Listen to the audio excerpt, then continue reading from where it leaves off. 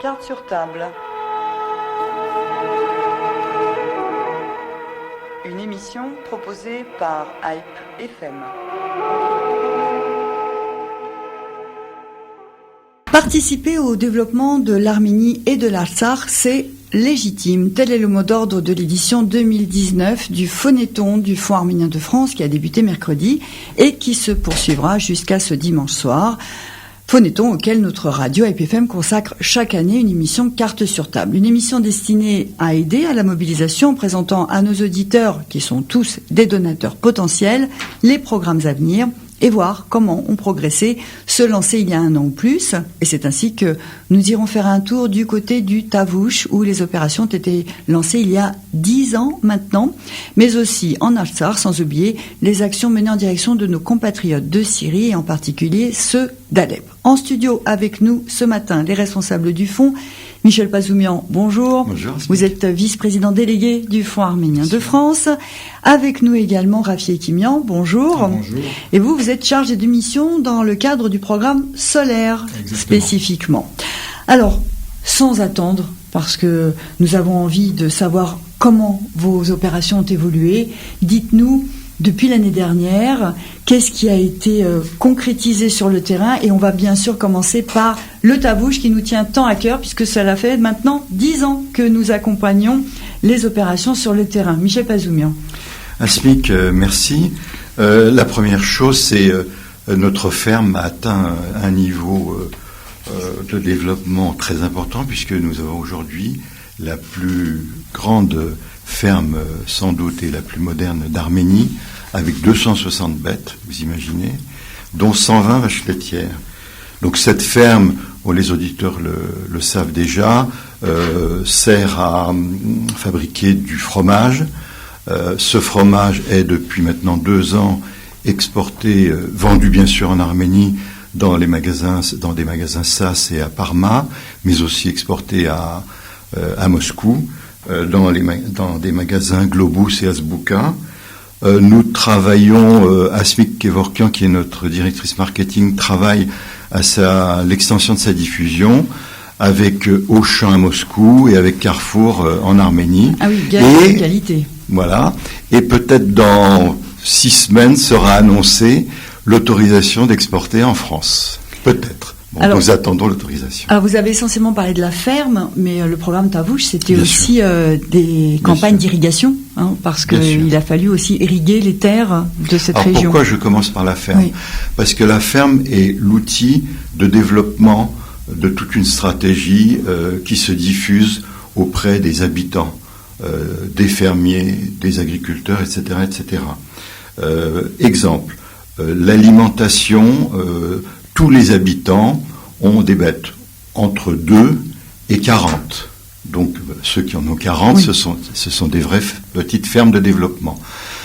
Tous ces habitants, tous ces éleveurs, s'ils veulent avoir du bon lait, doivent bien nourrir leurs vaches. Bon, je ne vais pas rentrer dans le détail, mais si vous ne nourrissez pas bien vos vaches, vous n'avez pas du bon lait. Et le lait de qualité nourrit les enfants, etc., etc.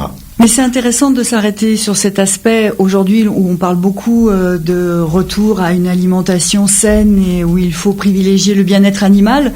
Visiblement, de ce côté-là, vous êtes tout à fait... C'est là-dessus qu'on se bat. Oui. On se bat là-dessus. Nous avons les moyens de monter dans les alpages pour faire les foins d'hiver, pour couper les foins d'hiver, en payant l'essence des tracteurs, etc., etc. Tous les agriculteurs locaux n'ont pas cette chance. Alors, qu'est-ce que nous faisons pour diffuser? La première chose qu'on a fait, c'est grâce à ce que vous l'avez dit, l'eau a été quelque chose de très important. Cette eau, ensuite, doit permettre de faire pousser des choses. Mais beaucoup de terres étaient devenues dures comme du bois, parce que depuis 20 ans, ces terres n'étaient pas cultivées. Donc ce que nous faisons, puisque nous avons quelques machines agricoles, c'est que nous essayons de remettre en culture ces terres. Nous l'avons fait il y a 3-4 ans à Vazachen pour des terres qu'on a retournées et qui l'année suivante ont commencé à être exploitées par des habitants.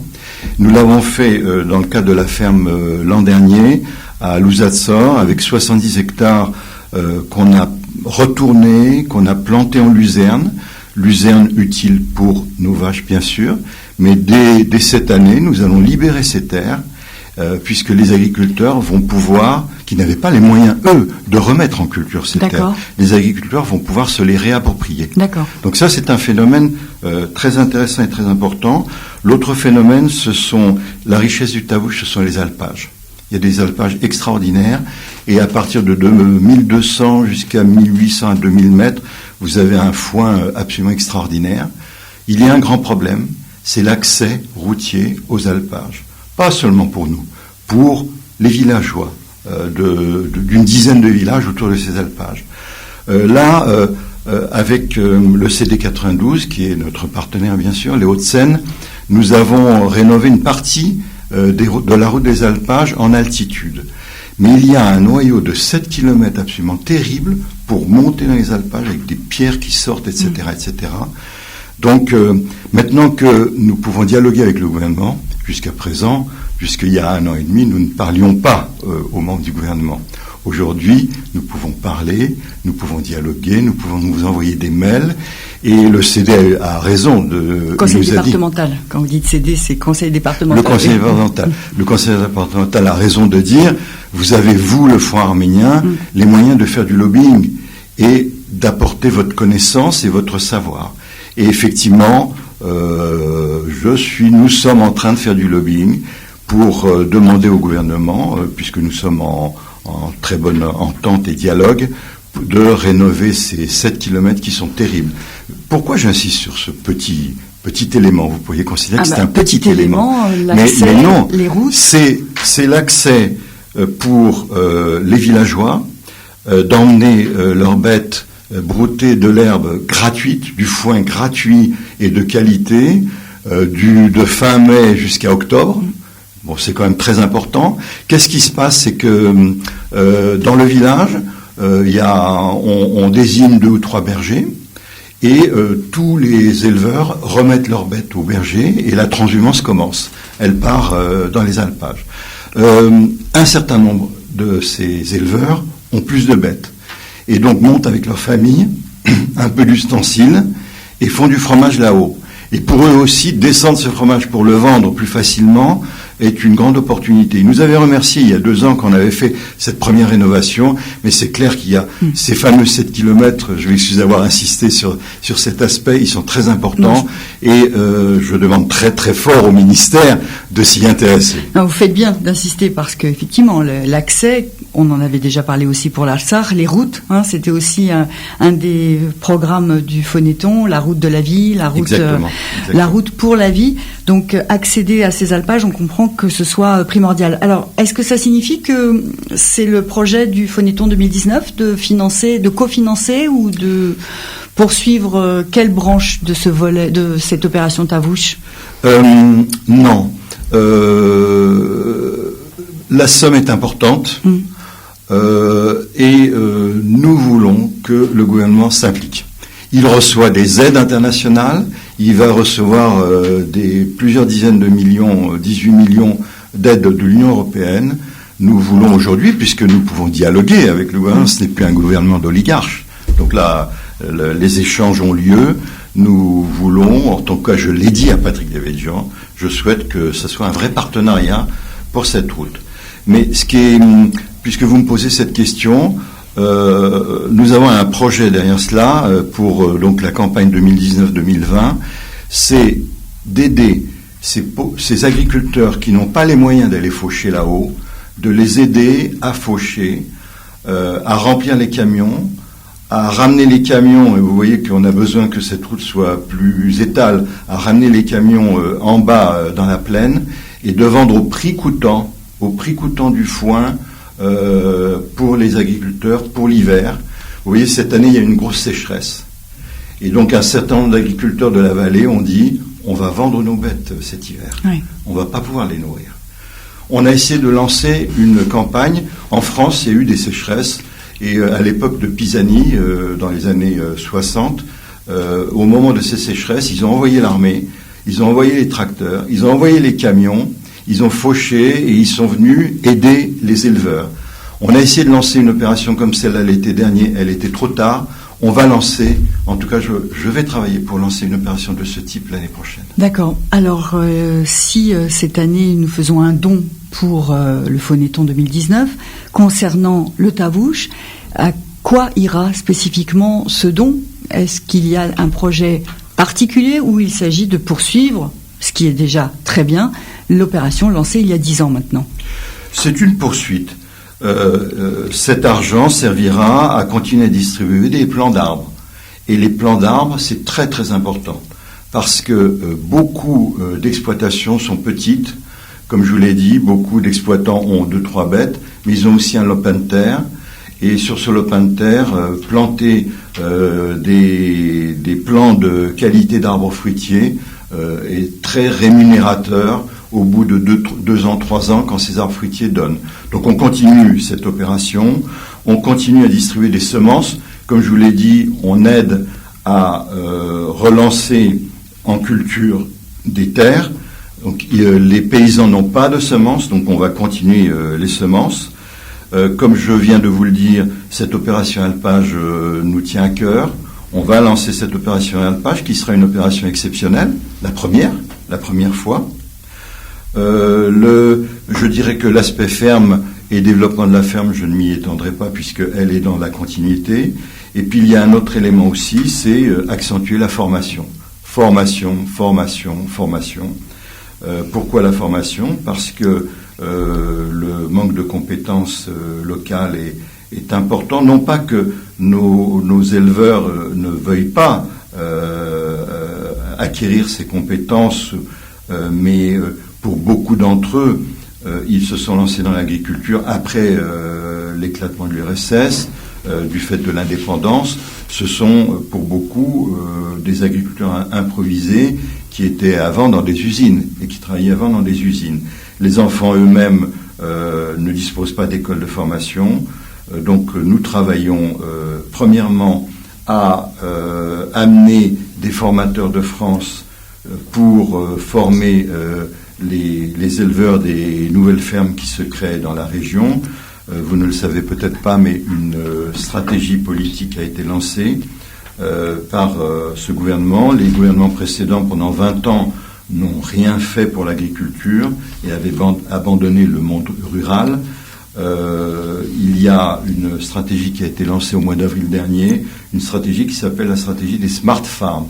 Les Smart Farms, ce sont des aides pour que des éleveurs ou des agriculteurs qui n'élevaient pas lancent des petites fermettes entre 10, 20 ou 30 bêtes.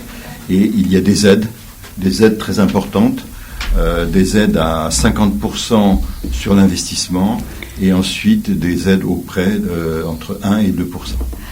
Alors, pour financer tous ces projets, vous organisez donc comme chaque année ce phonéton, cette collecte de dons. Alors, je vais rappeler le numéro vert que nos auditeurs peuvent appeler sans plus attendre, le 0809 54 26 26, 0809 54 26 26. Rappelez-nous quel était le montant qui a été collecté l'an dernier, Michel Pazoumian. Du phonéton, 1 200 000. Et l'objectif cette année ? Faire mieux, au moins le même et faire mieux avec Pascal. Alors, avec Pascal. Donc nous allons tout de suite, sans plus attendre, nous rendre sur un centre d'appel pour voir vos membres qui sont à pied d'œuvre, vos bénévoles qui sont à pied d'œuvre. Et nous commençons par le centre d'appel de Marseille où nous retrouvons Richard Santourian. Bonjour. Oui, bonjour. Alors, comme tous les ans, à tout seigneur, tout honneur, nous commençons... bonjour à Michel, pardon. Excusez-moi. Vous m'entendez ? Oui. Donc je disais à tout seigneur, tout honneur, comme tous les ans, nous commençons ce tour d'horizon des centres d'appel par Marseille, puisque c'est vous qui ouvrez les opérations dès le mercredi. Comment ça se passe cette année ? Ça se passe plutôt bien. Donc la bonne nouvelle, nous avons commencé mercredi. La bonne nouvelle cette année, c'est que nous avons eu plus de bénévoles que les années précédentes. Et l'autre bonne nouvelle, c'est que nous avons atteint à cette heure le niveau que nous avions atteint en fin de phonéton. Voilà. Donc nous avons encore une journée pour améliorer le montant recueilli l'an passé. D'accord. Voilà. Et alors, au côté mobilisation des bénévoles, ambiance sur le terrain, dans votre centre? Ah, c'est super. On a été soutenu. Alors, il y a des initiatives particulières. Je vais en citer deux. Allez, une première initiative. Nous avons été soutenus par l'école Amaskaïn, qui a fait une vente de gâteaux pour soutenir le fonds. Donc, cette vente de gâteaux nous rapporte 150 € qui vont directement dans l'escarcelle du Fonéton. Et en plus, l'école Amaskaïn a fait des gâteaux qui ont été distribués aux bénévoles. Voilà. Très bien. Et deuxième élément, donc nous sommes soutenus par les restaurants autour du centre d'appel. Donc je citerai le Caucase, le Félicia, je cite la rôtisserie rue Montaigne à Saint-Barnabé. Donc on a une mobilisation je dirais plus importante qu'auparavant. Ah bah c'est voilà. très très encourageant. Merci pour ce point. Donc Richard Santourian, vous êtes le responsable du centre d'appel de Marseille et nous avons ouvert le bal avec vous comme à l'accoutumée. Merci. Absolument. Alors, chaque année, le Fonéton reçoit le soutien de personnalités du monde des arts, des médias, qui offrent leur notoriété, leur image, leur temps pour accompagner cette collecte en tant que parrain ou marraine. Cette année ne déroge pas à la règle, mais vous avez en outre réussi le tour de force de trouver un parrain qui adhère totalement au mot d'ordre de ce 20e Fonéton, qui est, je le rappelle, participer au développement de l'Arménie et de l'Artsakh. C'est légitime, puisque le parrain de l'édition 2019 est Pascal Légitimus, qui nous fait l'immense plaisir d'être avec nous en studio ce matin. Bonjour Pascal Légitimus. Bonjour à tous, en chair et en os. Alors je vais continuer dans cet esprit de jeu de mots que vous affectionnez tout particulièrement. Parrainer ce Fonéton, en quoi c'était légitime pour vous ?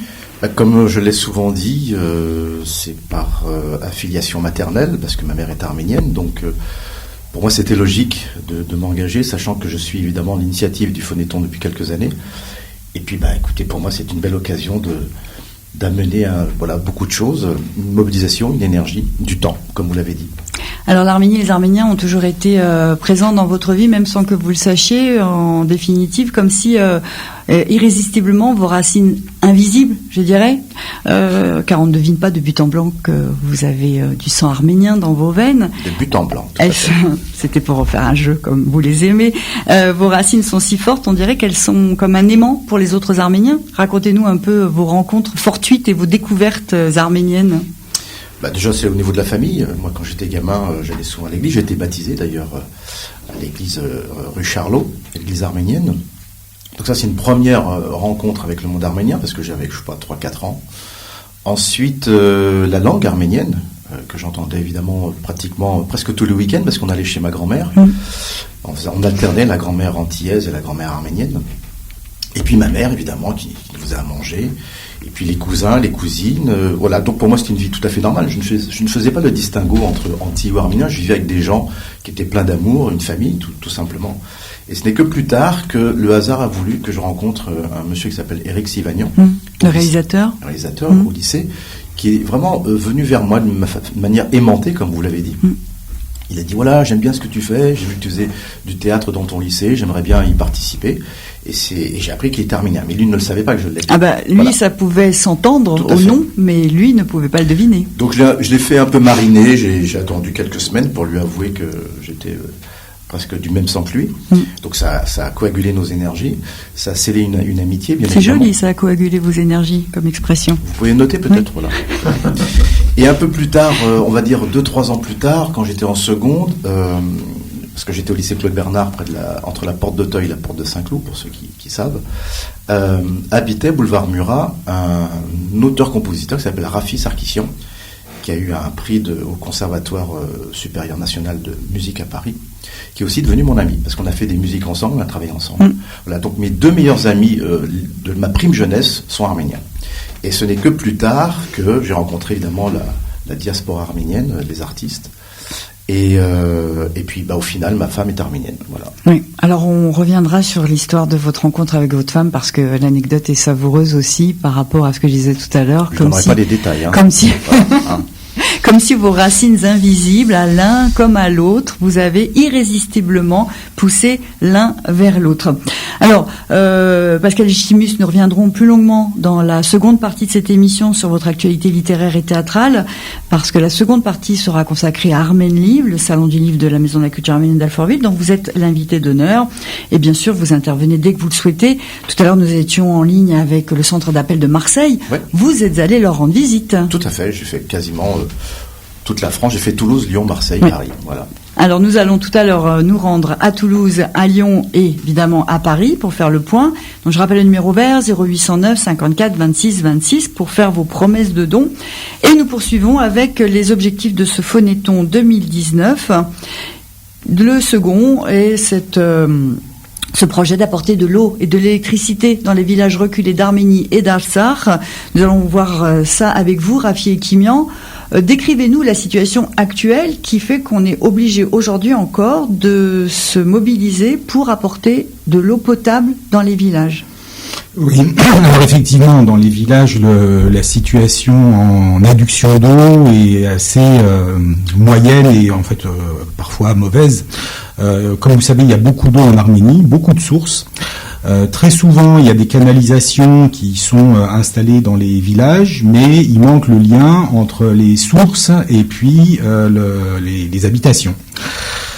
Donc ça fait que dans beaucoup de villages, notamment dans le nord de l'Arménie et puis en Artsakh, il y a des villages dont certains habitants ne disposent que de 2 heures d'eau par jour. Et évidemment, voilà, vivre sans eau, c'est quelque chose qui est très très difficile. Très souvent, il y a des coupures d'eau qui sont organisées dans les villages limitrophes pour pouvoir approvisionner les villages qui n'ont pas d'eau. Ou bien alors, parfois, ça arrive, on peut le voir quand on va dans les campagnes, ce sont très souvent des femmes qui vont chercher de l'eau avec des seaux dans la fontaine la plus proche. Donc c'est vraiment une situation qui est très difficile. Les situations les plus critiques, on va dire, sont dans le nord de l'Arménie, Lori, Tavouche et Chirac, et puis en Artsakh en règle générale. Donc c'est pour ça qu'on en a fait un des objectifs du Phonéton de cette année. D'ailleurs, au-delà du Phonéton, parce que ce projet, c'est un projet qui va être financé par le Phonéton, par les Télétons en Europe, au Brésil, aux États-Unis, en Russie et en Arménie. Alors, ça rejoint un petit peu le projet Tavouche, quand même, le projet agropastoral. Ça se combine, les deux, Michel Bazoumian. Apporter de l'eau dans les villages reculés, ça se complète. Dans tous les cas, l'une de nos...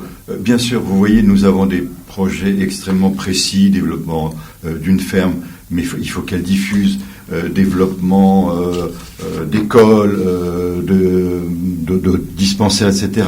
Tout ça doit diffuser.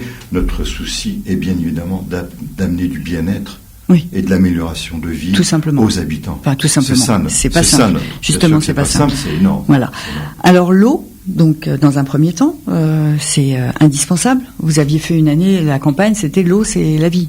C'était le mot d'ordre de je ne sais plus quel phonéton.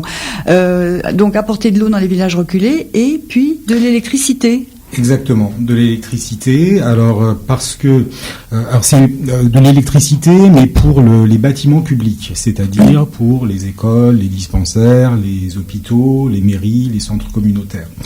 Il se trouve que ces bâtiments sont des dépenses d'électricité évidemment, et ils reçoivent, les villages qui financent, qui doivent payer les dépenses d'électricité, reçoivent des dotations de l'État. Mais les dotations sont très insuffisantes, et du coup, très souvent en fait, l'électricité est coupée, ou bien alors elle est très restreinte, c'est-à-dire qu'il y a une pièce qui va être éclairée, qui va être chauffée, et pas toutes les autres. Donc l'idée, c'est d'installer des panneaux solaires photovoltaïques, qui vont produire de l'électricité. Et cette électricité, elle va être d'abord autoconsommée, par exemple par le centre communautaire, qui va l'utiliser pour l'éclairage, l'ordinateur, le chauffage éventuellement. Et ce qui ne va pas être consommé le week-end, par exemple, quand le centre communautaire est fermé, va être revendu sur le réseau national. Et en fait, nos installations sont calculées de telle manière que entre ce qui est consommé et les revenus de ce qui est vendu, on arrive à peu près à l'équilibre en termes financiers. Donc couvrir les dépenses en électricité des bâtiments publics que nous allons équiper. Alors ce n'est pas le premier programme de panneaux solaires qui est financé par le Fonds arménien. Il y a eu d'autres épisodes dans cette aventure du photovoltaïque. Tout à fait, oui. Tout à fait. On a déjà commencé en Artsakh, Chouchi et Askeran, les travaux sont bien avancés. Et puis Martouni à venir, une autre région d'Artsakh que le Fonds arménien Hayastan va choisir avec le gouvernement d'Artsakh, pardon. Et surtout, au niveau du Fonds arménien de France, on a travaillé sur le Tavush, autour de la ferme de Loussatsour, donc un terrain qu'on connaissait assez bien. Et dans 8 villages du Tavush, on a installé des panneaux. Alors des panneaux photovoltaïques, comme je vous expliquais, pour les bâtiments publics, mais également des panneaux thermiques. Ça s'appelle aussi des chauffe-eau solaires et c'est pour chauffer de l'eau. Et ces panneaux-là, on les a installés sur les toits des maisons des habitants. Donc il y a 250 familles du Tavush dans 8 villages dont les maisons ont été équipées de ces panneaux et qui disposent déjà d'ailleurs d'eau chaude gratuitement. Ce sont des familles défavorisées. C'est évidemment, on n'installe pas pour tout le monde parce qu'il y a des familles qui vivent quand même relativement bien, voire bien. Oui. Mais il y a beaucoup de familles défavorisées. Donc pour ces familles défavorisées, panneaux solaires thermiques gratuits, installation gratuite, eau chaude pendant 20 ans au moins. Et je voudrais ajouter une chose, c'est que à chaque fois que c'est possible, les panneaux sont installés par des apprentis d'écoles locales. Donc là, ça a été l'école de Sevan et d'Itchevan dans le Tavush. Et donc des apprentis sont venus et ils ont appris à installer des panneaux solaires thermiques. Alors, en résumé, Michel Bazoumian, vous avez des fermes où les bêtes mangent de l'herbe, de la bonne herbe, ils vont dans les alpages, il y a de l'eau pour irriguer ces terres, cette herbe, il y a des panneaux photovoltaïques pour ne pas avoir recours aux énergies fossiles, c'est une grande discussion du moment. Et si les actions menées par le Fonds en Arménie, en Artsakh, étaient aujourd'hui à la pointe du mouvement écologique, est-ce qu'il y a d'autres exemples de ce type à votre connaissance, vous qui avez quand même une habitude de cette aide humanitaire sur le terrain un peu partout, vous avez des points de repère, on a l'impression que c'est quand même très novateur comme programme qui est mis en place. Oui, nous, le Fonds arménien de France, on a voulu être novateur. On n'a pas de pétrole, mais on a des idées. Et depuis le début, on voulait aussi non seulement améliorer le bien-être des habitants par des actions exceptionnelles de ce type, mais aussi amener du travail. Mais quand vous dites vous, ça veut dire que les autres fonds ne participent pas de cet élan écologique, on dirait ? Chaque fonds a une stratégie. D'accord. Mais nous nous réjouissons que cette année, l'ensemble des fonds participent au photovoltaïque. Nous avons été les novateurs, c'est nous qui avons lancé. C'est le Fonds arménien de France qui a lancé en 2016. Et aujourd'hui, ça devient la stratégie internationale. D'accord. Pascal Légitimus, quel regard vous portez sur cet aspect des actions du fonds ? Là, on n'est pas juste dans la construction d'écoles, quelque chose qu'on connaît un peu de façon classique, ou un hôpital avec un gros chantier et puis des engins de chantier. Enfin, il y a toujours les avantages et les inconvénients de ce genre d'opération. Là, on est dans des démarches sur le long terme, sur le bien-être animal, on en parlait tout à l'heure, préservation de l'environnement, pour permettre aux populations d'accéder à l'eau et à l'électricité sans coût. Quel regard vous portez sur cette initiative ? C'est une initiative écologique, on est dans le futur, on est dans le présent certes pour des initiatives, mais en même temps on anticipe à long terme. Et ça c'est plutôt une démarche intelligente. Comme ça, ça veut dire que l'Arménie se doit d'être pérenne dans toutes les actions. C'est pas des choses ponctuelles comme ça qui s'arrêtent au bout d'un certain temps. Et moi je suis plutôt fier de ça, évidemment, moi qui suis écolo avant que le mot existe, même bio je dirais, ma devise c'est sois bio et tais-toi. J'avoue que moi je suis plutôt enclin à pousser, c'est-à-dire toutes les énergies à aller dans ce sens-là, quoi. Vous êtes déjà allé sur le terrain ? Hélas, il y a plusieurs initiatives en France qui m'ont poussé à aller là-bas et à chaque fois. Notamment Charles Aznavour m'avait proposé il y a quelques années de venir sur place, mais c'est toujours le travail qui m'a rattrapé. Donc je pense que je dois bloquer 15 jours, si je ne vais pas y arriver l'année prochaine. Mais la prochaine mission, c'est quand la mission qui est proposée par le fonds? Il y en aura plusieurs. Il y en aura une en mars avec des autorités françaises, et puis il y en aura une en juin. Autorités françaises, ça va pas être très très drôle, donc je vais essayer d'y aller d'une manière plus cool, quoi. Oui. Et en plus, il fait plus beau. Alors, nous allons poursuivre notre tour d'horizon des centres d'appel et nous allons à Toulouse où nous retrouvons Gérard Karagosian. Bonjour. Oui, bonjour à tous. Alors, merci d'être en direct avec nous sur l'antenne d'APFM pour ce spécial Phonéton. Vous êtes encore cette année aux commandes du centre d'appel de Toulouse. Dites-nous où vous en êtes, quelle est l'ambiance? L'ambiance est plutôt bonne ce samedi. Ce matin, on a une douzaine de postes, parce que on n'est pas aussi grand que Paris, Marseille et Lyon, mais on travaille quand même. Et on a actuellement 11 opérateurs sur les postes de travail. L'ambiance est bonne, plutôt sympathique. Les gens sont arrivés vers 9h30. Et quand on regarde la moyenne d'âge, c'est un peu impressionnant parce que la moyenne d'âge elle est de l'ordre de 32 ans à peu près. Voilà, donc il y a beaucoup de jeunes étudiants. Alors il y a des étudiants d'Arménie qui font leurs études ici, qui font des masters et qui viennent nous aider. Il y a pas mal d'Arméniens d'Arménie qui sont là. Voilà, des anciens en fait Arméniens de souche qui sont arrivés après le génocide, etc. Eh bien, ça s'amenuise tout doucement à Toulouse. Et on s'aperçoit que la communauté est en train de changer et que la communauté aujourd'hui, c'est plutôt des gens qui arrivent d'Arménie, qui composent la communauté toulousaine. C'est intéressant. C'est intéressant parce que le Phonéton, du coup, permet de découvrir aussi la structure de cette communauté. Voilà. Alors, ce qui est intéressant, c'est de voir qu'au départ, notre association est ancienne. Il y a plus de 30 ans, on avait du mal à faire venir les gens qui arrivaient d'Arménie pour nous aider, etc. Il fallait nous crédibiliser par rapport à eux. Ils pensaient qu'on était des centres capables de les aider socialement, etc. Mais on a des moyens limités. Et puis finalement, petit à petit, ça a évolué. Ils ont compris quelles étaient les vocations en fait du centre culturel et de l'Amicale des Arméniens de Toulouse. Qu'il y a des vocations, bien évidemment. On fait une aide sociale, mais à côté de ça, on fait beaucoup de culture. Voilà, donc on a une école d'arménien, on a une troupe de danse, donc il y a pas mal de choses qui se passent à Toulouse.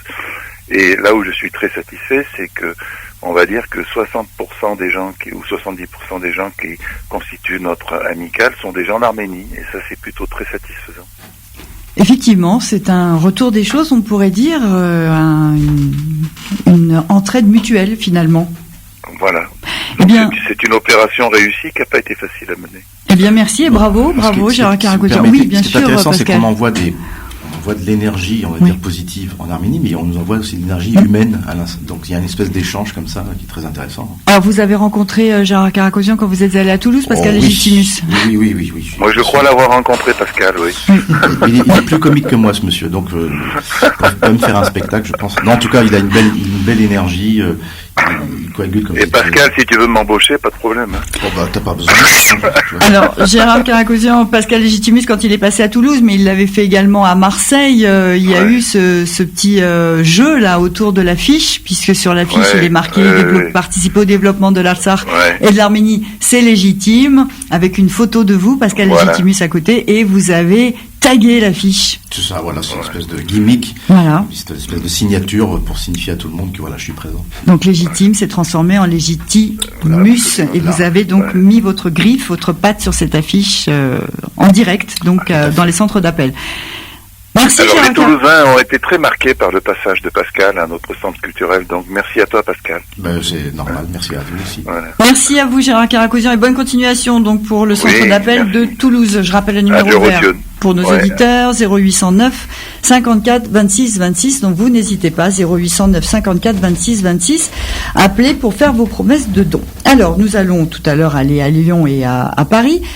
Et revenir sur vos projets. Alors, poursuivre le programme de développement agropastoral du Tavouche, installer des panneaux solaires photovoltaïques et des systèmes d'adduction d'eau potable aussi dans les villages reculés.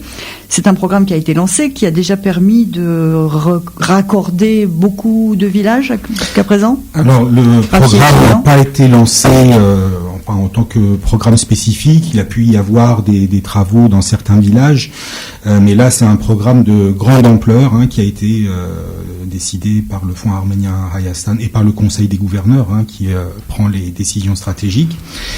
Donc on attaque, si on peut dire, donc 3 régions dans le nord de l'Arménie, Chirac, Lori, Tabouche. Ça représente à peu près 15 000 habitants, donc qui vont recevoir de l'eau potable H24. Et puis, alors, ce sont de gros travaux, donc qui vont être entrepris sur 3 ans, 2020-2022. Et pour un montant qui est conséquent, c'est les travaux sur l'Artsakh et sur l'Arménie représentent 16 millions d'euros. C'est quand même une grosse somme. Ah oui. Oui. Et en Artsakh, donc pareil, adduction d'eau potable. Je peux vous expliquer un petit peu le système, comme l'Arménie a beaucoup d'eau, beaucoup de sources, mais l'eau, il faut l'emmener jusque dans les maisons. Donc l'idée, c'est de trouver des sources qui sont situées un petit peu en hauteur.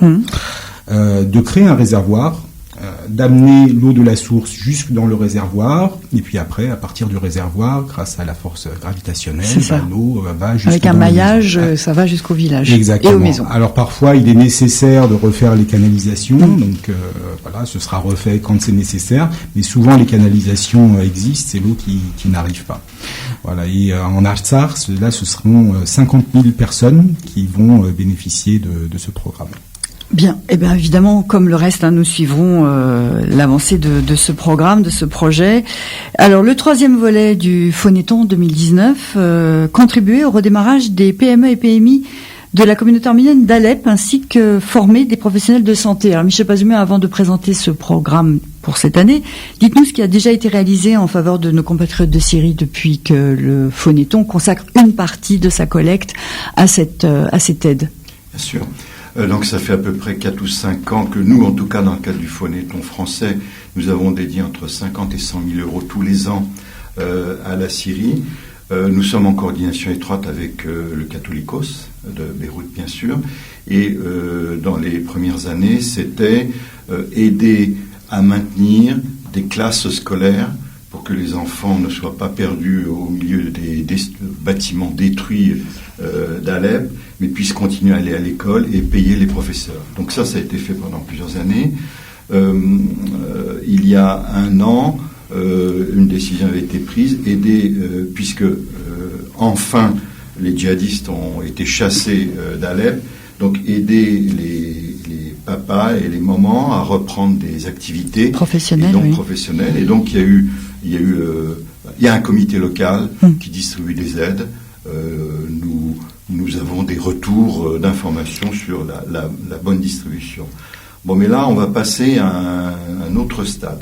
Bon, il s'avère que j'ai été faire du tourisme au Liban, et donc j'en ai profité pour travailler avec le Catholicos et avec l'équipe du fonds local. Oui.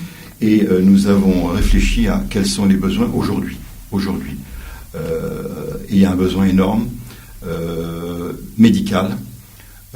Les structures sanitaires ont explosé, les docteurs sont partis, il y a un manque d'infirmières, et néanmoins, il y a un investissement, soit de l'État syrien, soit d'ONG, très nombreuses, dans le domaine de la santé. Il y a un manque de professionnels.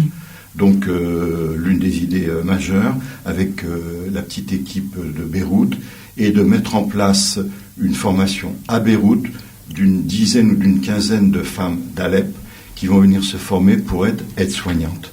Déjà dans un premier temps. Dans un premier temps. D'accord. C'est ça l'objectif. Okay. Ensuite, bien sûr, il y aura de la formation sur place. Et puis, on nous a dit, les portes sont détruites, les fenêtres sont détruites, donc il faut reconstruire, rééquiper les maisons. Donc, maintenant, il faut mettre en place aussi des structures pour surveiller, pour voir ce qui va être aidé localement. Donc les structures, c'est l'équipe de Beyrouth qui va nous aider à mettre en place des structures pour aider à la fabrication, la C'est mise ça. en place d'ateliers. Donc c'est ça des portes et des fenêtres. le redémarrage des PME et PMI, c'est ça, c'est spécialisé plutôt dans le bâtiment pour l'instant pour pouvoir reconstruire. Pascal Légitimus, sur la Syrie, les Arméniens de Syrie, les Arméniens d'Alep en particulier, quel regard vous avez porté sur ce conflit qui a une fois encore frappé les Arméniens au cœur de ce lieu symbolique entre tous d'El-Zor et Alep, qui a marqué pour les Arméniens rescapés du génocide C'est une situation évidemment géopolitique assez complexe, mais en tout cas, je suis vraiment en empathie avec ces gens-là, parce que nous, évidemment, on a ce qu'il faut, on est tranquille, on a de l'eau, on a un toit, on a une famille, on a de l'amour, on a de l'affection, et là-bas, ils sont tous démunis. Donc je pense que la pensée est importante, parce que la pensée est créatrice, moi j'y crois beaucoup, et il faut envoyer de l'énergie positive, mais aussi discrètement, parce que ouvertement c'est un peu complexe, envoyer de l'aide, quoi. Voilà. Alors par quel truchement, je n'y connais rien, mais apparemment le Phonéton et M. Pasolini font beaucoup de choses, et je pense qu'il y a plein d'individus, des vrais inconnus, si je puis dire, sans faire de jeu de mots, qui œuvrent dans l'ombre pour reconstruire tout ça. Bon, effectivement, il y a des ONG aussi, des organisations communautaires qui œuvrent aussi en permanence sur le terrain en Syrie. On pense notamment aux organisations de la communauté, la coordination qui est toujours à pied d'œuvre, celle qui est coordonnée par Aram Ier avec les structures communautaires. Alors donc voilà ce qu'on a pu voir sur Alep, c'était donc ce redémarrage des entreprises qui peuvent donc générer des emplois, et formation des femmes dans le milieu sanitaire. Donc voilà, donc deux volets. Pour les naissances, pour les accouchements, pour le suivi permanent de toutes les femmes, pas seulement les femmes arméniennes, pas seulement les autres femmes chrétiennes, mais aussi les femmes musulmanes.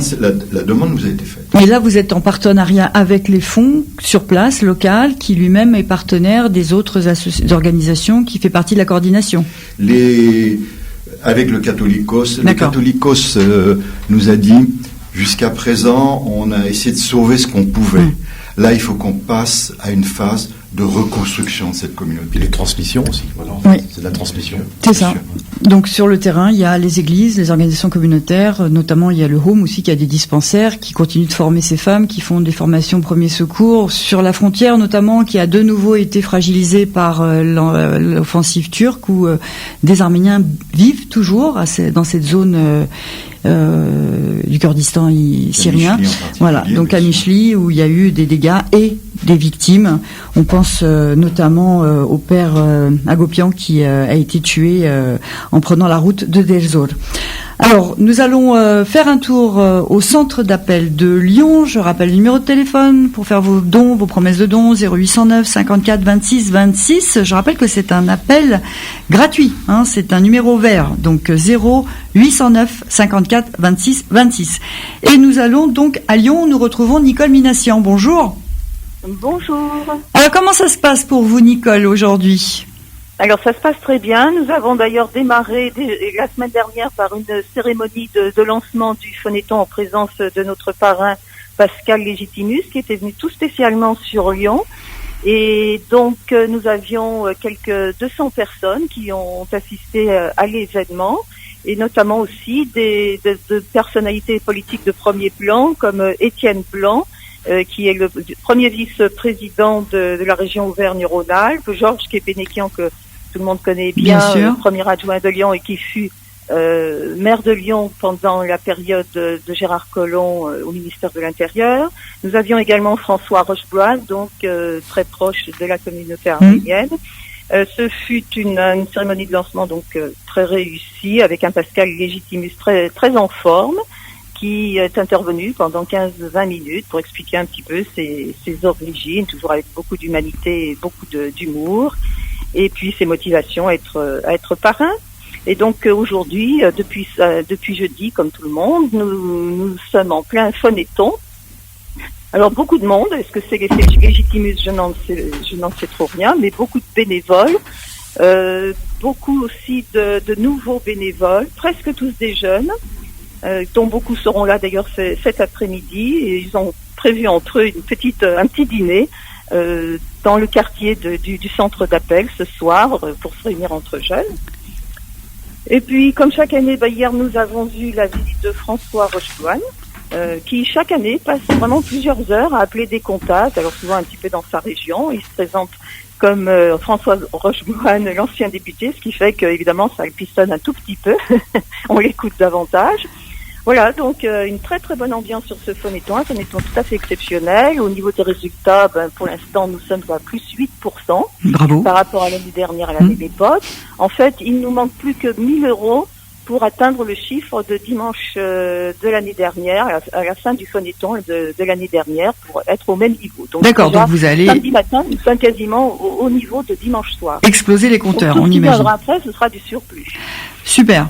Eh bien, merci, bravo Nicole Minassian pour la performance du centre d'appel de Lyon et félicitations donc à tous vos bénévoles qui passent donc ces appels à destination des donateurs potentiels. Merci. Je leur transmettrai, merci. Au revoir. Alors avant de continuer ce tour d'horizon, on va peut-être insister un peu plus sur l'aspect écologique de ces panneaux solaires parce qu'on l'a dit dans les grandes lignes, mais Rafi et Kimian, pour vous, on est passé un peu trop rapidement là-dessus. Alors, dites-nous. Oui, ça mérite quelques éléments de plus, parce que les panneaux solaires, évidemment, on les voit, ils apportent de l'électricité, ils apportent de l'eau chaude, on voit l'utilité sociale, ce qu'on voit moins, ce qu'on sait moins en Arménie aussi, c'est l'utilité environnementale, parce que des panneaux solaires qui sont installés, ça veut dire que c'est de l'électricité produite par des moyens thermiques qui va être en fait produite de manière écologique grâce au soleil. C'est pour les chauffe-eau solaires, c'est du bois qui d'habitude est utilisé dans des poêles pour chauffer de l'eau, qui est coupé souvent de manière illégale dans les forêts, qui ne va pas être coupé. Donc voilà, il y a aussi un impact sur l'environnement direct. Exactement. Ce sont aussi des émissions de CO2 en moins. Oui. Mais ça c'est après. Voilà, mais il y a déjà le avant, c'est-à-dire qu'on coupe plus les arbres. Exactement. Dans un pays où on essaie justement de replanter. Tout à fait. Il y a le problème d'Haïti. En Haïti, ils ont coupé tous leurs arbres et du coup, c'est très complexe à ce niveau-là. Donc c'est effectivement un aspect qu'il fallait encore souligner parce qu'il y avait encore une couche supplémentaire à l'aspect écologique des panneaux photovoltaïques. Et puis l'Arménie est signataire des accords de Paris de 2015, donc elle a des engagements à tenir aussi en matière de réduction des émissions de CO2. Voilà, c'est un petit pays mais qui contribue, qui essaye de contribuer à sa mesure à ce processus mondial en faveur de l'environnement. Oui, Pascal Légitimus. J'ai une question un peu technique et économique. Est-ce que quelqu'un pourrait me répondre? Est-ce que l'Arménie a les moyens de vivre en autarcie? A-t-elle des moyens particuliers d'exporter ou d'importer des choses? Qu'est-ce qu'elle peut produire pour élever un peu le système économique? Alors, est-ce que vous pensez vous pouvez répondre en 1 minute, Pascal Pazoumian? Parce que là, c'est toute une émission qui mériterait il y a des matières pour répondre premières, à ces questions. Au jour d'aujourd'hui, malheureusement, ces matières premières sont vendues brutes. L'un des objectifs du gouvernement, c'est effectivement de transformer. Pour ça, il faut des gros investissements. Et donc, le président de la République, qui a de l'entre-gens international, fait campagne. Le deuxième élément, c'est au niveau technologique, nos jeunes Arméniens d'Erevan sont en pointe. Ils sont d'où l'école TUMO. Dans les nouvelles technologies, mais ça n'apporte pas d'électricité et d'eau et de matières premières. Oui, mais ça emploie massivement des gens. Et c'est de l'argent qui rentre, c'est l'exportation par Internet et de l'argent qui rentre. Alors, en fait, c'est rassurant de se dire que l'Arménie s'aide par elle-même aussi de l'intérieur, puisqu'on les aide aussi de l'extérieur. Voilà. Oui, il y a une évolution effectivement en interne. Ce n'est plus comme avant où tout devait venir de l'extérieur, puisque le pays était totalement paralysé et au point mort. Et puis j'insiste sur l'agriculture, elle a totalement, et les villages, Asmic le sait, totalement abandonné avec les 2 présidences précédentes. Et là, il y a un souffle. Et nous allons essayer de l'accompagner le mieux possible en termes de formation, parce que nous avons, la chance en France d'avoir énormément de compétences et de formation dans l'agriculture française, franco-française, que nous pourrons amener. Et voilà. D'ailleurs, à propos d'échanges avec la France, je lisais un article où il y avait des vaches limousines qui étaient prêtes à partir en Arménie, et on voit comme ça des partenariats, des accords qui sont signés avec des villages, des villes qui n'ont aucun lien avec l'Arménie, puis qui soudainement apparaissent dans l'actualité arménienne parce que ils envoient une vingtaine de vaches. Vous savez de quoi je parle, mais je sais pas, moi je sais plus où ça se passe. Vous êtes à l'initiative avec du le projet. député Jean-Pierre Coubertin-Fond, bien sûr, on travaille depuis 1 an.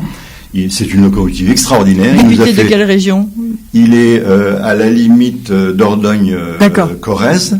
Et il nous a fait signer un accord avec la Corrèze, la Dordogne, et il m'a dit il y a 3 jours qu'on allait signer aussi à la Haute-Vienne, donc tout le Limousin, de manière à préparer. Alors, on se donne 1 an et demi pour choisir l'emplacement de la ferme expérimentale, qui va lancer la filière, puisqu'il y a 75% de viande de bœuf est importée. Ça va dans le sens de la question de Pascal, et nous voulons produire sur place, quoi. en viande de bœuf, et on peut exporter en plus. On le voit bien. Vous nous l'aviez caché, ce projet, Michel Pazoumian, vous avez vu, vous ne l'avez pas annoncé. C'est parce qu'il démarre. Il était presque secret. Je suis prêt. Alors nous allons prendre en ligne Christophe de Siquian, responsable du centre d'appel de Paris. Bonjour Christophe. Oui, bonjour à vous tous. Alors vous êtes à pied d'œuvre depuis hier au centre d'appel de Paris. Vous avez reçu la visite de Pascal Légitimus déjà, qui est venu vous encourager. Oui, et tout le monde a vraiment apprécié. Pascal est resté une bonne partie de la journée, ce qui était vraiment très appréciable. Je sais qu'il est parti, il est passé aussi à Toulouse, Marseille, Lyon. Il revient nous voir demain dans la journée. Donc voilà, il met en tant que parrain la barre assez haute par rapport aux parrains qui vont suivre, parce que franchement, il est très actif, très présent, et je crois qu'on l'a déjà remercié, mais là directement à l'antenne, c'est important de le faire. C'est fait, il vous a entendu. Alors dites-nous un peu sur le terrain comment ça se passe à Paris. D'autres personnes sont passées aussi hier. Il y a Madame l'ambassadeur d'Arménie en France, Asmik Tolmadian, est passé. Le maire d'Arnouville, Monsieur Dole, qui a signé d'ailleurs une charte d'amitié avec Noubalachen, est passé accompagné de son adjointe au maire, Madame Balian. On a eu aussi Haïgag Hachamian, qui est le directeur du foire arménien en Arménie à Yerevan sur le plan international. On a eu Éric Dadian, grâce à qui on peut bénéficier de super plateaux téléphoniques, ainsi que Madame Minassian, qui représentait la ville de Clamart. Donc voilà, il y a vraiment des personnes qui sont venues nous soutenir, nous accompagner dans la démarche. Il y a aussi énormément pas mal plus de bénévoles que d'habitude, ce qui est très très bien. On avait jeudi, vendredi des plateaux professionnels, 35 postes, 35 positions. Là, samedi, dimanche, on en a 75, donc on monte d'un cran. Voilà. Sur les chiffres, peut-être, quelques chiffres sur Paris. Oui, quelques chiffres. Alors Paris, on est un peu en dessous mais très légèrement en dessous de ce qu'on a fait au même moment l'année dernière, mais essentiellement uniquement sur les donateurs. Donc là-dessus, on n'a pas de doute sur le fait de pouvoir aller beaucoup plus loin, puisque de toute façon les donateurs sont des personnes qui sont acquises. On les invite d'ailleurs à nous appeler sans attendre forcément qu'on les appelle. Et c'est aussi dû au fait qu'on a commencé cette année jeudi après-midi. On n'a pas commencé jeudi matin comme les autres années. Donc ce temps-là, il va vite être résorbé. On est en avance sur les ex-donateurs, des gens qui donnaient il y a quelques années, qui ne donnaient plus et qui reviennent vers nous en faisant des dons. Et on est aussi en avance sur des prospects, et ceux qui n'ont jamais donné et qui sont saisis, intéressés par les projets et qui maintenant donnent. Donc voilà, c'est plutôt très encourageant tout ça. Sur le plan national, peut-être un chiffre en monnaie sonnante et trébuchante pour savoir où nous en sommes aujourd'hui. Allez-y. Alors on terminera là-dessus. On est précisément là je réactualise, à 779 318 euros pour l'Europe, parce que dedans il y a la Grèce, il y a la Suisse et l'Allemagne, mais la France est à 726 000 euros. Donc ce qui est déjà très très bien, ce qui veut dire que sur l'activité qu'il y a eu jusqu'à maintenant, il y a eu plus de 25 000 appels de nos bénévoles, parfois plusieurs fois, donc c'est comptabilisé dedans. Il y a déjà eu plus de 12 000 dons enregistrés, et il y a plus de 4 000 promesses qui sont en passe d'être enregistrées. Donc tout ça est très très encourageant. C'est une belle démarche qui regroupe des bénévoles et des donateurs sur l'ensemble de la France, et qui nous unit sur un même projet. Donc voilà, c'est vraiment motivant. Merci Christophe de Siquian pour tous ces chiffres, et ces chiffres qui sont effectivement encourageants. Merci. Donc je rappelle, vous êtes les responsables du centre d'appel de Paris. Alors 0809 54 26 26 pour nos auditeurs qui sont tous des donateurs potentiels, s'ils veulent faire un don, qui n'attendent pas effectivement que les bénévoles du fonds les appellent. Alors cette émission en votre compagnie, responsable du fonds arménien, touche à sa fin. Il y a d'autres choses que l'on aurait pu aborder, notamment les programmes que le fonds soutient en France, dont vous n'êtes pas les initiateurs, comme les écoles. En 2 mots, Valence. Quand même, Michel Pazoumian, l'école de Valence. Eh bien, effectivement, puisque c'est la dernière école en construction et qui a lancé un appel au fonds, donc nous avons dédié 100 000 euros, 50 000 par année, 50 000, donc une partie aussi donc du Phonéton en pourcentage est consacrée aux écoles de France. C'est pour ça qu'il fallait... Et cette année, c'est l'école de Valence. Il fallait le rappeler.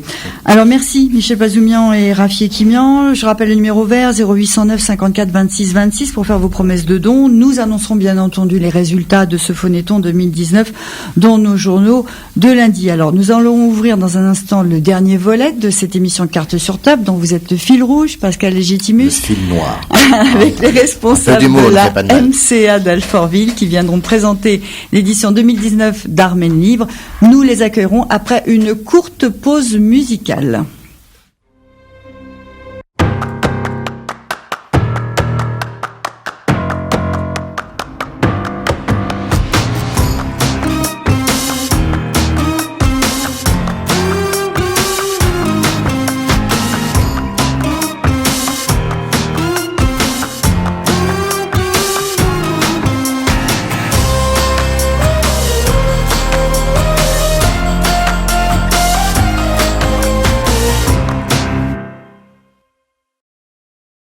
Bienvenue sur l'antenne d'APFM. Si vous nous rejoignez à l'instant, je rappelle que notre émission Carte sur table de ce jour a été consacrée au Phonéton 2019 dans sa première partie. Et si vous avez raté le début, n'oubliez pas que cette émission est rediffusée demain dimanche, mais vous pouvez aussi l'écouter à tout instant sur notre site radio-apfm.com.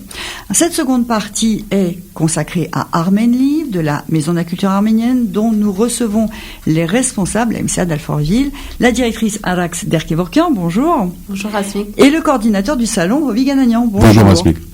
Alors Armen Livre rend cette année hommage à l'écrivain Ovanes Toumanian et au musicologue le père Komitas, dont nous avons écouté l'une de ses compositions pendant la pause musicale. Deux personnalités, deux figures historiques, deux hommes de culture auxquels, hasard, l'Italie rend hommage ces jours-ci avec l'érection d'une statue à Rome pour Komitas et à Milan pour Ovanes Toumanian. Alors, outre cet hommage à ces deux grands hommes, Armen Livre a pour cette année comme invité d'honneur Pascal Légitimus. Vous êtes encore avec nous? Je suis donneur, avant je ne savais pas. Vous êtes donneur. C'est Alors, gentil, merci. Pascal Légitimus, vous aimez les mots, vous n'avez pas cessé de nous le montrer depuis ce matin, et encore, vous êtes... Oui, je me suis calmé voilà, parce que c'est une émission avez, sérieuse, mais bon. Vous vous êtes retenu. Alors, en tant que comédien, vous les aimez, ils sont votre matière première, et je signale à nos auditeurs que vous êtes actuellement en tournée avec une pièce de Marc Fayet qui s'appelle L'Ordre des choses, et ce samedi, 23 novembre, on pourra vous voir au Théâtre de Luxembourg de Meaux. Tout à fait, c'est pour ça que j'ai une apparence un peu grisonnante, c'est que je remplace en fait l'acteur Gérard Darmon, et lorsque j'ai appris que j'étais engagé pour cette pièce, qui m'a beaucoup plu, Richard Berry m'a dit « Tu fais un peu trop jeune, donc ça serait bien si tu pouvais, je sais pas, vieillir un peu plus ». Donc je me suis grisonné les cheveux, donc j'ai une apparence un peu comme ça, un peu vieillotte, mais je rassure tout le monde, je suis en pleine forme. Bon, ça c'était pour la petite blague, donc je suis effectivement à Meaux ce soir, et dans quelques villes jusqu'au 17 décembre dans toute la France. Mais regardez sur mon Instagram, il y a tout ce qu'il faut. Voilà, on aura tous les détails. Alors en tant que comédien, je le disais, les mots sont votre matière première et vous les aimez tant que vous leur avez consacré un livre, oui. Alphabétisier, tout à fait. Jeu de mots, un voyage en termes inconnus, c'est le sous-titre que vous allez dédicacer durant le oui. salon. Alors dites-nous ce qui vous a conduit à jouer ainsi avec la langue. Alors au départ, je l'avoue, c'est pas mon idée, c'est l'idée de Gilles Berjoin, qui est un journaliste émérite là qui sévit dans le show business, qui a fait beaucoup de biographies, et quelqu'un qui aime bien manier les mots. Puis il m'a parlé de cette idée. L'idée est toute simple au départ, c'était de prendre un mot, de rajouter une lettre ou d'enlever une lettre. Je vous donne un exemple, prenez le mot dépôt-vente, vous rajoutez une lettre, ça fait dépôt-ventre, définition femme porteuse. Donc du coup on a créé des néologismes, des mots qu'on pouvait usiter tous les jours. Et moi je suis parti, moi personnellement, avec ma petite feuille blanche, du mot le bouleversifiant, que nous avons utilisé au sein des Inconnus. C'est vrai qu'au sein des Inconnus, on a changé des mots, on a créé des phrases, des manutudescents qui sont passés dans le commun des mortels. Donc du coup, j'ai pris tout l'alphabet, et puis tous les deux, on s'est amusés pendant 1 an. Après, on a été au-delà de ça. On s'est dit, bon, un alphabétisier, d'accord, certes, mais du coup, j'ai ajouté, je voudrais qu'il y ait plus de sens dans ce bouquin. Donc, on a créé des fausses épitaphes, des maximes, des lettres qui ont du sens, des pamphlets, des chansons. Du coup, ça donne quelque chose d'assez dense, de 288 pages. Et je pense qu'on peut utiliser ces mots dans le quotidien. Alors je l'ai feuilleté rapidement, mais j'ai été directement chercher des mots clés, des mots qui nous parlent. Et alors comme ça, en regardant rapidement, je n'ai pas vu de lien avec les mots arméniens ou en référence avec l'histoire arménienne. J'ai pas vu de génocide, par exemple, ni si volontaire. Il y a une petite volonté de ne pas d'être un peu politiquement correct. C'est vrai qu'on a enlevé tout ce qui était sexiste, homophobe, islamophobe, agressif, violent. On était plutôt dans le ludique. Alors il y a quelques mots comme ça éparses qui ont du sens un peu agressif, mais voilà, c'est une volonté aussi de notre part et de l'éditeur de se dire voilà, on va pas quand même provoquer une polémique toute bête. Voilà. Donc l'idée, c'est en enlevant ou en rajoutant une lettre, de donner un autre mot, un mot tiroir, un mot valise, comme on les appelle, et qui donne un sens humoristique. Je vous en donne un autre, aristocrate, aristocrade, donc définition, vous la connaissez, ou alors une banqueroute, une banque qui sent le gaz. Le but, c'est de donner des définitions qui sont drôles, voilà, mais en même temps qui ont du sens. Alors on imagine que nos auditeurs vont se précipiter au salon pour vous rencontrer. Vous ne serez pas le seul. Nous allons voir dans un instant quels sont les auteurs qui seront accueillis sur ce salon. Mais tout d'abord avec vous, Arax Derkiavorkian, le programme général de ce salon, donc les nouveautés et les temps forts d'Arménie 2019. Alors, donc, le Salon Armène Livre est au pôle culturel cette année pour la 3e année. Donc, on s'étend, on est à 1200 titres de livres en français, en arménien, en anglais et en turc. Donc, on a 6000 livres qui sont présents sur ce salon avec beaucoup de nouveautés qui seront présentées par Rovi Gananian, coordinateur du salon. Donc, cette année, comme on l'a évoqué tout à l'heure, est donc mise à l'honneur Ovanes Toumanian, écrivain, et Gomidas, ethnomusicologue. Nous avons souhaité présenter cette année un salon un petit peu différent des autres. Gomidas sera représenté par le groupe Garabala. Donc Garabala qui est un groupe de jeunes musiciens qui vient du Liban. Et donc, ils ont présenté le vendredi, normalement, toute la journée, le programme du Salon du Livre et on va dire dédié aux écoles franco-arméniennes de la région parisienne qui viennent voir donc un atelier qu'on prépare pour eux. Et donc, c'est le groupe Garabala qui a expliqué Gomidas, donc expliqué sa vie, et également en musique. Donc, il les a fait chanter. On avait 2 concerts qui étaient au sein du salon hier, avec une présentation de Gomidas. Et concernant Toumanian, nous avons travaillé avec l'ambassade d'Arménie. Donc, on a reçu l'exposition... La conversation à travers le temps d'Ovanes Toumanian, qui a été préparée par l'ambassade d'Arménie pour l'UNESCO et qui sera présent également au Salon du Livre cette année. Donc deux personnalités de marque, parce que c'est vous l'invité d'honneur, parce que Légitimus. Oui, donc, non mais justement, ils ne sont pas invités, Comitas et Toumanian. Donc je les remplace, voilà, je les représente. On va faire de l'humour encore. Je suis le plénipotentiaire. Voilà. On les a sollicités, mais ils n'ont pas pu venir. Voilà. Donc 2 personnalités de premier plan pour les Arméniens qui sont, qu'est-ce qu'on pourrait dire? Quel mot on pourrait trouver pour les qualifier?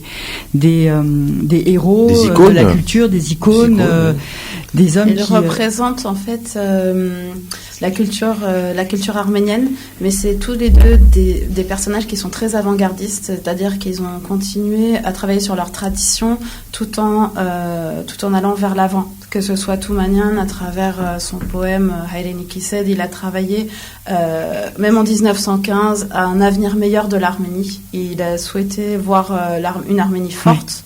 Et que ce soit Gomidas, il a récupéré les notes qui n'étaient transmises que d'une manière un petit peu différente, qui n'étaient pas des notes comme Do, Ré, Mi, Fa, Sol, La, Si, Do, et qui les a retransmises aux générations à venir. Il en a perdu une grande majorité lors du génocide arménien.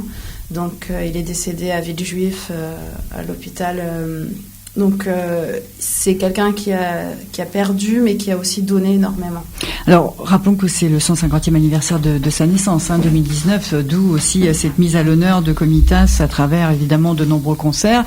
Et le Salon du Livre Arménie s'inscrit aussi dans cet hommage international, ce que je disais, il y a une statue qui a été érigée, alors je me suis peut-être trompée sur la ville, je ne mettrai pas ma main à couper, je ne sais plus si c'était Rome ou Milan, pour Toumanian, pour Comitas, mais donc un honneur qui est rendu aussi à travers ce salon. Donc le groupe Garabala, c'est ce soir au pôle culturel, donc dans la salle de théâtre. Et pour nos éditeurs, je signale qu'un art et regard spécial sera proposé après l'émission La Parenthèse, en présence donc des musiciens de Garabala. C'est bien ça, je me trompe pas, j'inverse pas les lettres. Tout à fait. Pour ceux qui souhaitent des billets, nous en aurons également en vente lors du salon. Cette année, pour nous, c'était également une année très importante puisqu'on souhaitait avoir une meilleure visibilité de nos livres. Donc, on va avoir 3 salons cette année. Donc, le premier qui est cette semaine donc à Alfortville. La semaine suivante, nous sommes à Paris et travaillons en association avec l'UGAP, rue de Courcelles. Et la semaine suivante, nous serons à Issy-les-Moulineaux, en association avec Amaskaïn Hauts-de-Seine. On pourrait dire que la marque Arménil s'exporte en fait, c'est ça ? Tout à fait. Quitte Alfortville et commence à essaimer. Tout à fait. Et vous êtes sollicité pour apporter votre savoir-faire, cette expérience maintenant. Donc c'est la 15e, 16e édition de... C'est la 15e édition et on est présent également à différents festivals comme le Festival arménien au Panthéon, le Festival à Alfortville ou la boutique éphémère où on a des petites représentations et c'est pareil pour les villes de Paris et d'Issy-les-Moulineaux où nous ne pouvons pas amener la totalité du Salon du Livre qui est fait à Alfortville. Les salons du livre, il y en a beaucoup. Moult. Vous avez déjà vous-même été présent peut-être à d'autres salons Alors j'avoue que c'est mon premier salon. C'est mon premier salon Armen Livre de cette année en tout cas. Donc je suis très fier en tout cas de commencer. Mais vous en aviez entendu parler des salons du livre en général. Tout à fait. Parce qu'il faut quand même préciser que là, c'est en toute modestie, Alex Derkevorkian ne le rappelle pas, mais Armen Livre est le seul salon du livre arménien dans le sens où tous les livres qui sont présentés sont à thématique arménienne, quel que soit l'auteur. C'est pas des auteurs arméniens qui traitent de thèmes non arméniens. Il faut qu'il y ait toujours une source, une racine arménienne dans l'expression. Alors, il y a quelques années, j'étais à Marseille et j'ai assisté à un salon. Alors, c'était lequel ? Tout à fait, le salon du livre de Marseille. Bon, d'accord. Voilà. Okay. Qui est plus grand, plus général. Ouais, c'est ça que je voulais préciser. Voilà, c'est le seul que j'ai fait donc, il y a quelques années. Et puis là, c'est mon 2e salon, donc c'est parfait, c'est bien. Bon, donc cette année, c'est l'année Légitimus. Vous faites le phonéton, vous faites le salon du livre arménien. C'est le hasard qui me procure toutes ces énergies artistiques et puis créatives, mais voilà, tant mieux. Puis l'année prochaine, je pourrais me reposer, c'est bien. Alors donc, Pascal Légitimus fait partie des auteurs qui vont être présents tout au long du salon pour dédicacer leurs ouvrages, mais il n'est pas le seul. Il y en a plusieurs gagnants. Donc, bien sûr, cette année encore, un programme riche d'invitations d'auteurs, d'invitations à rencontrer le public, à échanger avec eux. Ils signeront leurs ouvrages. On aura samedi et dimanche des auteurs qui viendront. Samedi, déjà, nous aurons le plaisir de recevoir la journaliste et spécialiste de la Turquie, Ariane Bonzon, qui est correspondante à Istanbul depuis 20 ans. Elle va venir signer son ouvrage « Turquie, l'heure de vérité ». Et elle revient dans cet ouvrage sur les changements, les basculements qui se sont opérés dans le pays ces dernières années. Est-ce qu'elle a un garde du corps Elle n'a pas de garde du corps et elle a obtenu avec ce livre le prix littéraire France-Turquie cette année. Donc il y a un certain nombre de personnes de la communauté turque en France qui, au contraire, la supportent et la soutiennent. Et la défendent et la protègent en la soutenant, justement. Tout à fait. Ouais. Et puis on aura encore d'autres invités. L'honneur aussi de recevoir le journaliste, écrivain, politologue Erol Oskoray, qui publie, cette fois dans un nouveau genre, un roman qui s'appelle « Déconstruction, le nomade d'Istanbul ». Erol Oskoray est bien connu de nos auditeurs, qui a participé à de très nombreuses émissions consacrées à la Turquie, qui a un regard très averti sur la situation géopolitique. Tout à fait. Et là, on va suivre, on comprend qu'il est largement autobiographique ce roman. On suit le parcours d'un journaliste entre Istanbul et Paris qui raconte la Turquie moderne, qui essaie de décortiquer les fondements sur lesquels s'est construit l'État turc. C'est pour ça que ça s'appelle Déconstruction, le nomade d'Istanbul. Et oui, il déconstruit. Et puis on aura un autre auteur qui s'appelle Arnaud Dubois, et qui sera aussi présent avec un premier roman, La langue paternelle. Il retrace dans ce roman l'histoire de Gavdi, un père de famille et qui évoque ses souvenirs de son enfance égyptienne dans le Caire franco-arménien des années 40. Et donc il parle dans ce roman, Arnaud Dubois, d'une réflexion, disons, sur le rapport à la langue, la transmission de la langue au sein des familles, l'appartenance à une culture, à un pays. La langue paternelle, c'est intéressant parce qu'on appelle toujours ça la langue maternelle normalement. Alors ça contredit, les trois auteurs que vous venez de présenter contredisent complètement ce que je disais tout à l'heure, parce que je disais thématique spécifiquement arménienne ou livre arménien. Non, enfin en ouvrant évidemment sur tout ce qui concerne de près ou de loin les Arméniens et évidemment l'histoire de la Turquie en premier lieu.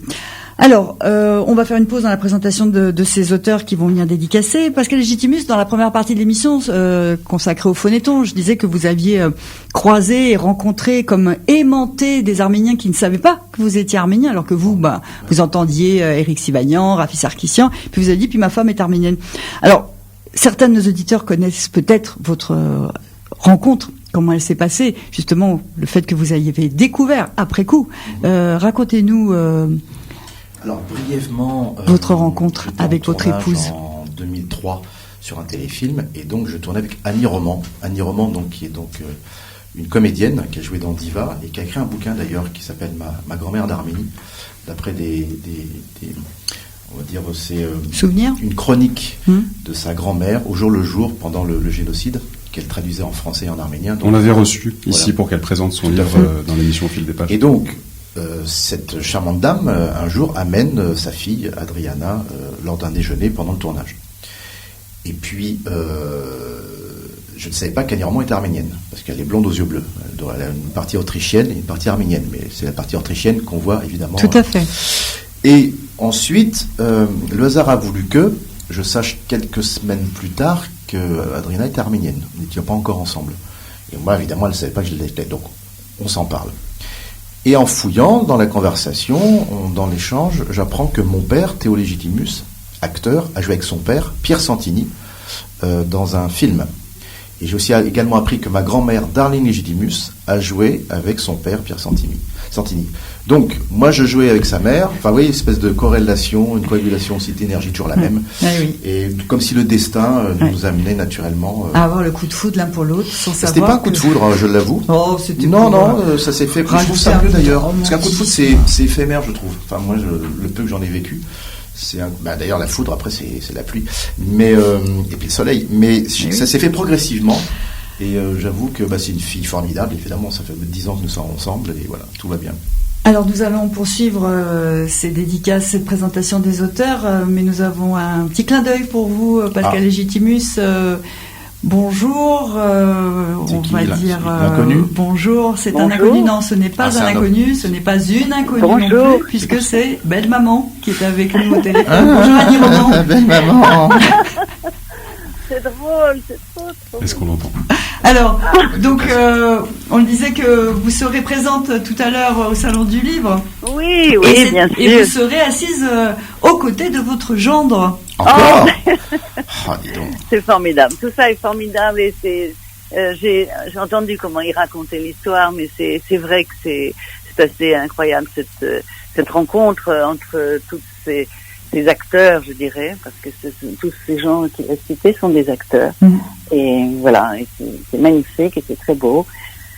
Et je suis très contente et j'ai une petite fille grâce à eux, grâce à lui et ma fille, magnifique aussi. Voilà. Donc une nouvelle génération d'arméno, plein de choses. Hein, du coup, ma fille a 50% d'arménien, donc plus que moi, donc du coup... si on cumule, je ne sais pas si mathématiquement c'est comme ça que ça marche. Je pense, oui.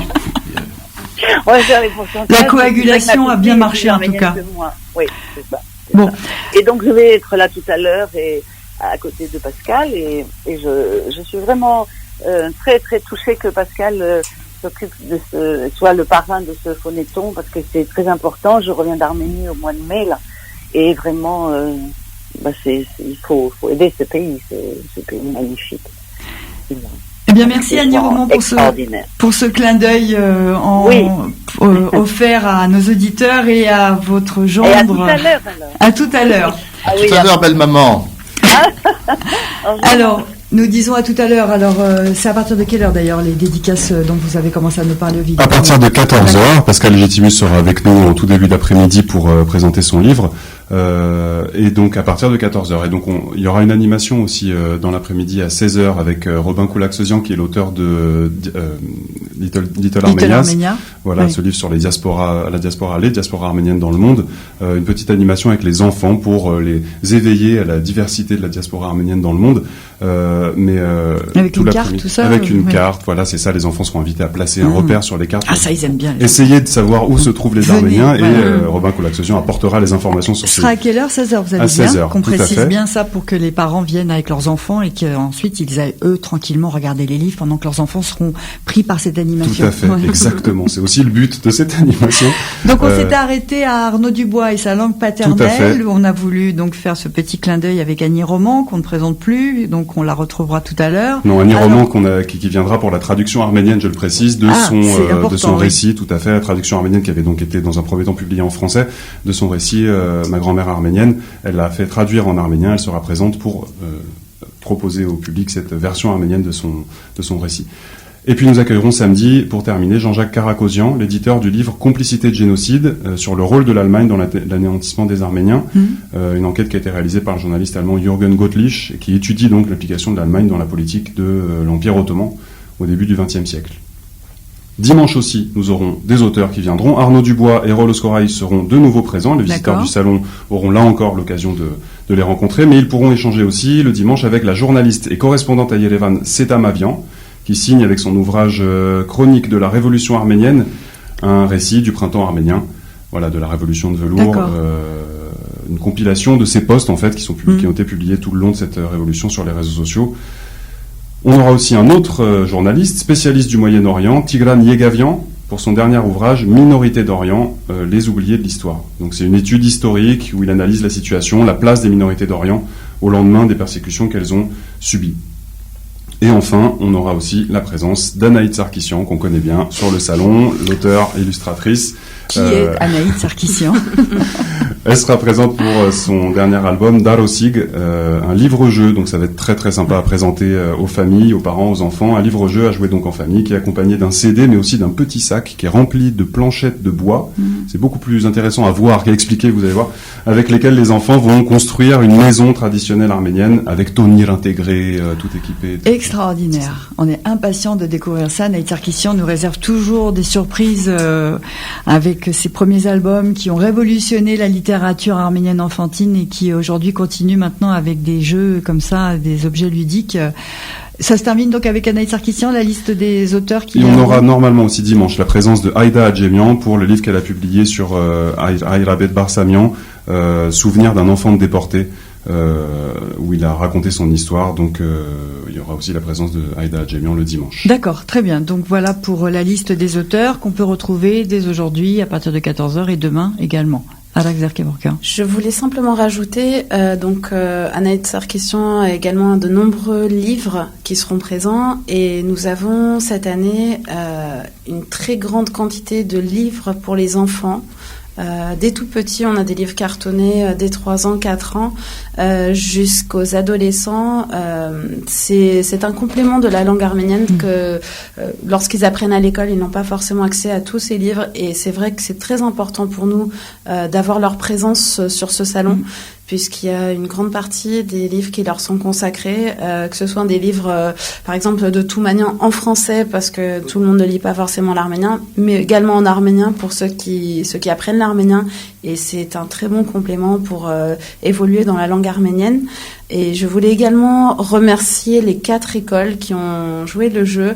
C'est la 4e année cette année que nous organisons un concours de bande dessinée en arménien, et qui est travaillé par plusieurs enfants et dont un jury fera une récompense en fin de salon, donc dimanche après-midi, et qui pour nous est très important puisque ça permet aussi d'apprendre de manière ludique, de travailler l'arménien, d'y réfléchir en groupe.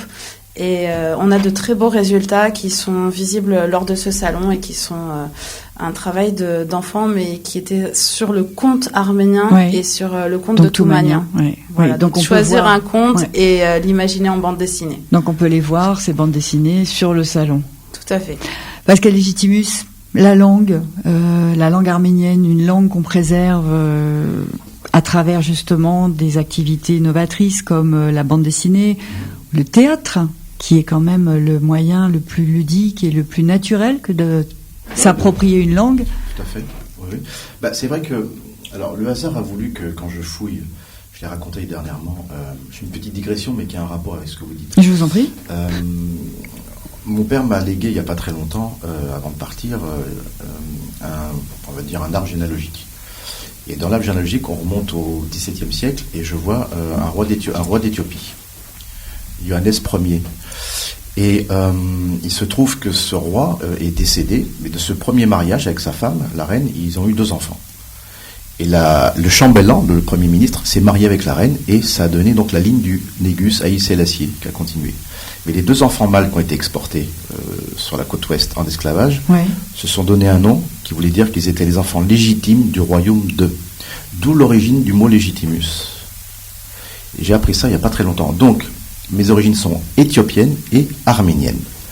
Et j'ai aussi appris il n'y a pas très longtemps que la langue éthiopienne et arménienne ont quand même des similitudes. L'alphabet. Et il a été quand on pousse plus loin l'histoire, ce sont les 2 premiers peuples chrétiens au monde. Tout à fait. Mon père s'appelle Jean, ma mère s'appelle Madeleine, je m'appelle Pascal. Donc il y a une espèce de giron spirituel antérieur qui est assez intéressant au niveau de mon affiliation. Donc voilà, donc en fait ma présence est vraiment très légitime aujourd'hui.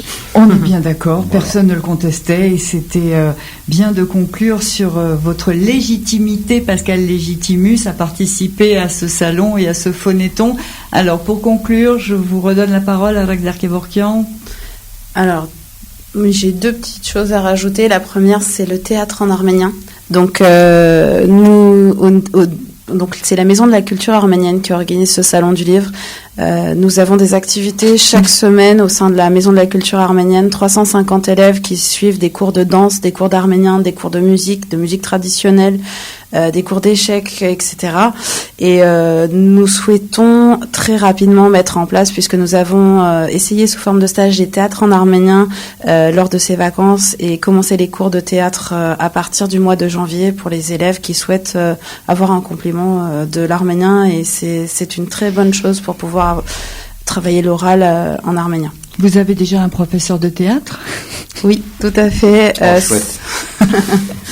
Mais on pourra vous inviter également faire une masterclass. À venir, voilà. Écoutez, ça fait 20 ans que je fais des masterclass, ça sera avec plaisir. Donc à la MCA, rendez-vous est pris. En tous les cas, la date n'est pas fixée, mais le principe peut être entendu. Écoutez, j'étais parrain du phonéton, je peux bien faire un masterclass. C'est l'année légitime. Il n'y a pas de problème. Et alors, si je peux conclure, je voudrais quand même remercier l'équipe du Salon du Livre, puisque c'est une équipe qui se rencontre une fois par mois et régulièrement, également en dehors de cette réunion une fois par mois, régulièrement en ligne, pour pouvoir mettre en place ce salon du livre. C'est un travail qui continue tout au long de l'année. Il y a une dizaine de personnes et donc je voudrais les remercier pour le travail qui a été fait, qui est un travail quasi professionnel cette année. Un travail effectivement de longue haleine, Ovi Ganagnan, que vous coordonnez, mais il y a besoin de bonne volonté tous les ans. Hein, parce que 6000 ouvrages...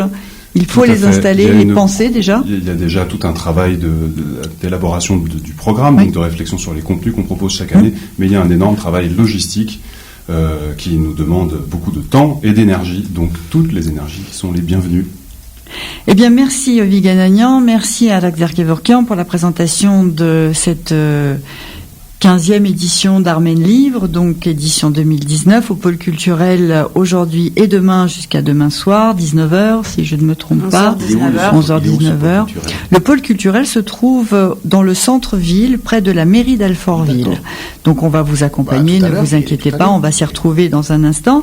Alors un grand merci Pascal Légitimus d'avoir été le fil rouge, noir de ce carte sur table qui avait débuté avec le Phonéton 2019. Je rappelle le numéro vert que nos auditeurs peuvent appeler pour faire leur promesse de don, 0809 54 26 26.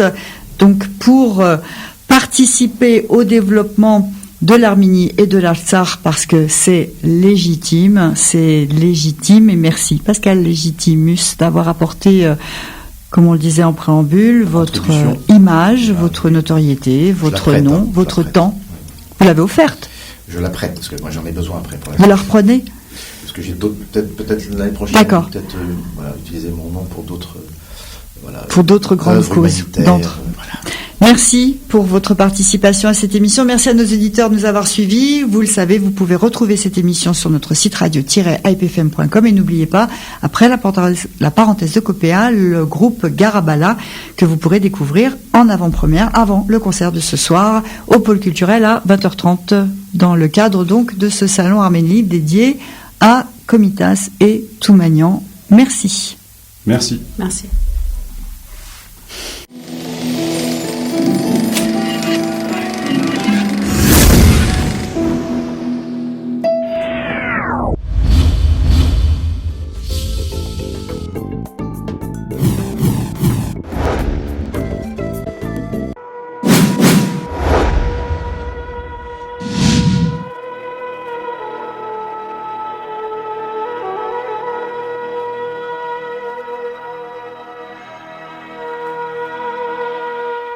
Carte sur table.